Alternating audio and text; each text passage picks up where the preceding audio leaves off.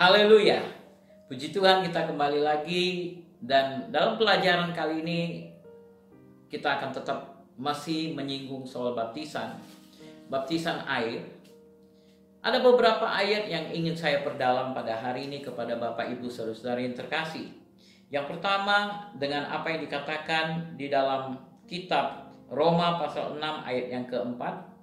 Dengan demikian kita telah dikubur bersama-sama dengan Dia oleh baptisan dalam kematian, supaya sama seperti Kristus telah dibangkitkan dari antara orang mati oleh kemuliaan Bapa, demikian juga kita akan hidup dalam hidup yang baru.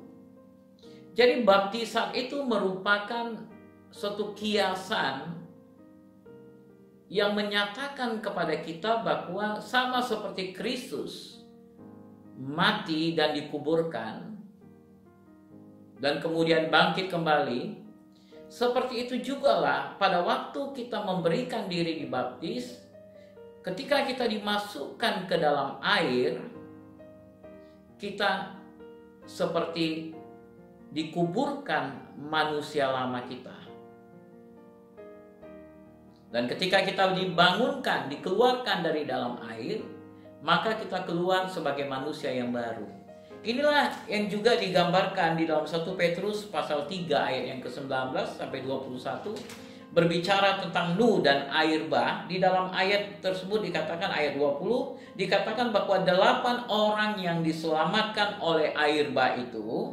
Dalam ayat 21 dikatakan, juga kamu sekarang diselamatkan oleh kiasannya, yaitu baptisan. Demikian juga kamu sekarang diselamatkan oleh kiasannya. Kita melihat bagaimana apa yang terjadi dengan air bah itu. Bagaimana dunia ini ditenggelamkan oleh air bah, dan kemudian Nuh dan keluarganya yang berjumlah lebih kurang 8 orang, mereka diselamatkan. Baptisan yang kita ambil itu berbicara tentang bagaimana manusia duniawi kita, manusia lama kita yang berisi keinginan daging, keinginan mata, serta keangkuhan hidup dikuburkan. Dan kemudian kita bangkit kembali sebagai manusia yang baru. Itu sebabnya baptisan tidak dilakukan untuk anak kecil, untuk anak bayi. Karena untuk kita mengambil keputusan memberikan diri dibaptis, kita harus menyadari dulu antara satu perbuatan yang buruk dan perbuatan yang baik.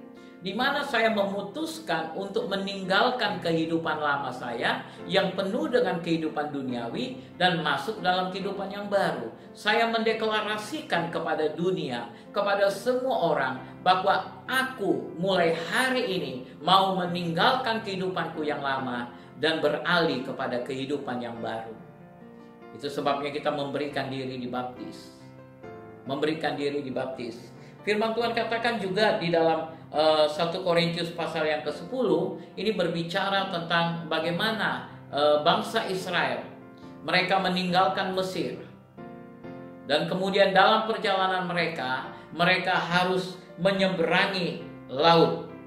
Dan firman Tuhan katakan di dalam 1 Korintus 10 ayat 1 dan 2, selain itu saudara-saudara, aku tidak ingin kamu mengetahui bahwa nenek moyang kita berada di bawah awan. Semua telah melintasi laut, semua telah dibaptis dalam Musa di awan dan dalam laut. Hal ini berbicara tentang bangsa Israel yang melewati Laut Merah. Dan ini berbicara juga mengenai baptisan, bahwa ketika mereka meninggalkan manusia lama mereka, yaitu Mesir, dan mereka mau beralih kepada kehidupan yang baru, mereka harus melewati baptisan. Mereka dibawa masuk ke dalam air. Air berada di kiri kanan mereka. Air berada di atas mereka, dan mereka berjalan seperti di dalam terowongan. Itulah yang akan terjadi ketika kita mengambil baptisan, di mana kita masuk ke dalam air. Kita mau meninggalkan, memutuskan kehidupan lama kita dan masuk ke dalam kehidupan yang baru. Itulah artinya baptisan. Di dalam firman Tuhan dikatakan di dalam Markus pasal 16 ayat yang ke-16, Yesus berkata, siapa yang percaya dan dibaptis akan diselamatkan, tetapi dia yang tidak percaya akan dihukum. Kadang-kadang ayat ini sedikit membingungkan. Apakah baptisan itu merupakan syarat untuk kita masuk surga? Bapak, Ibu, Saudara-saudara yang terkasih, mengenai baptisan engkau tidak usah bingung. Engkau harus mengerti dan memahami firman Tuhan ini dengan baik. Dikatakan, siapa yang percaya dan dibaptis akan diselamatkan, tetapi dia yang tidak percaya akan dihukum. Kita lihat dari belakang. Dia yang tidak percaya akan dihukum. Artinya, dia yang percaya akan diselamatkan. Jadi untuk saudara bisa sampai ke surga, kuncinya hanya satu. Tidak ada embel-embel lain, hanya oleh kepercayaanmu kepada Yesus. Ketika engkau mengaku dengan mulutmu dan percaya dalam hatimu bahwa Yesus adalah Tuhan, maka kamu diselamatkan. Itulah yang bisa bawa kamu ke surga. Tetapi tindakan kita memberikan diri dibaptis merupakan sikap ketaatan kita kepada firman Tuhan, bahwa firman Tuhan mengajarkan saya untuk memberikan diri baptis sebagai tanda deklarasi saya kepada dunia dan kepada alam roh ini, bahwa sekarang saya sudah menjadi milik Kristus. Jadi bagaimana dengan orang yang tidak sempat dibaptis? Karena banyak sekali orang yang kemudian dalam pelayanan saya khususnya, saya melayani mereka di rumah sakit dalam keadaan yang tidak banyak bisa berbuat apapun. Bahkan untuk keluar dari tempat tidur, turun dari tempat tidur, keluar dari kamar itu tidak mungkin. Jadi bagaimana mereka mungkin dibaptis? Tetapi satu hal yang kita belajar, bahwa ketika salah satu pencuri yang disalibkan berada bersama dengan Yesus, ketika dia berkata, Tuhan, ingatlah akan aku ketika engkau berada di Firdaus. Yesus katakan, hari ini juga engkau akan bersama dengan aku di Firdaus.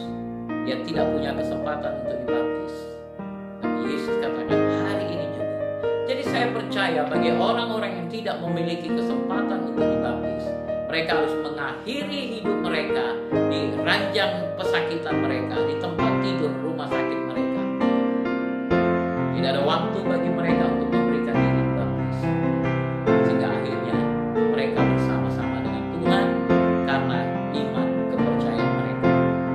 Tetapi bagi kita yang masih diberikan umur yang panjang, penting sekali untuk kita mendeklarasikan kepada dunia dan kepada roh-roh yang ada di sekitar kita, bahwa kita mau meninggalkan kehidupan yang lama dan beralih kepada kehidupan yang baru.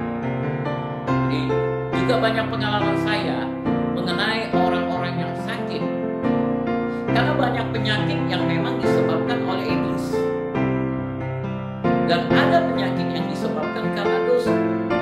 Itu sebabnya untuk bisa disembuhkan, kita harus meninggalkan kehidupan yang lama. Dan bagaimana caranya meninggalkan kehidupan lama? Kita mendeklarasikan bahwa sekarang saya menjadi milik Kristus dan saya memutuskan untuk mengambil baptisan. Dan pada waktu mereka dibaptis, ketika mereka dicelupkan di dalam air itu, penyakit yang selama ini mengikuti mereka, apakah itu kutuk keturunan, apakah itu penyakit-penyakit yang disebabkan oleh roh-roh jahat tadi, penyakit turunan, semua dikuburkan bersama manusia lama. Dan ketika mereka bangun sebagai manusia yang baru, ditempatkan di dalam kerajaan yang baru, kerajaan Kristus. Mujizat terjadi. Mungkin ini beberapa solusi bagi saudara yang sedang sakit. Mungkin kau harus mengambil tindakan untuk dibaptis. Bahkan bagi saudara yang selama ini merasa bergumul dengan manusia lama saudara, dan mungkin saudara belum dibaptis, ini mungkin waktunya bagi saudara untuk memberikan dirimu untuk dibaptis. Ketika engkau melakukan tindakan ini, ketaatan kepada firman Tuhan, engkau akan terima mujizat. Kiranya Tuhan memberkati saudara semua. Saya akan berdoa bagi saudara. Tuhan, biarlah engkau semakin memantapkan setiap anak-anakmu yang mendengarkan pengajaran ini. Semakin kuat mereka mengambil keputusan untuk memberikan diri mereka dibaptis selam. Oleh sebab itu Roh Kudus berkati mereka semua dimanapun mereka berada, untuk dikuatkan senantiasa. Dalam nama Yesus kami berdoa. Amin. Tuhan memberkati saudara. Tetap stay safe and God bless you. Shalom.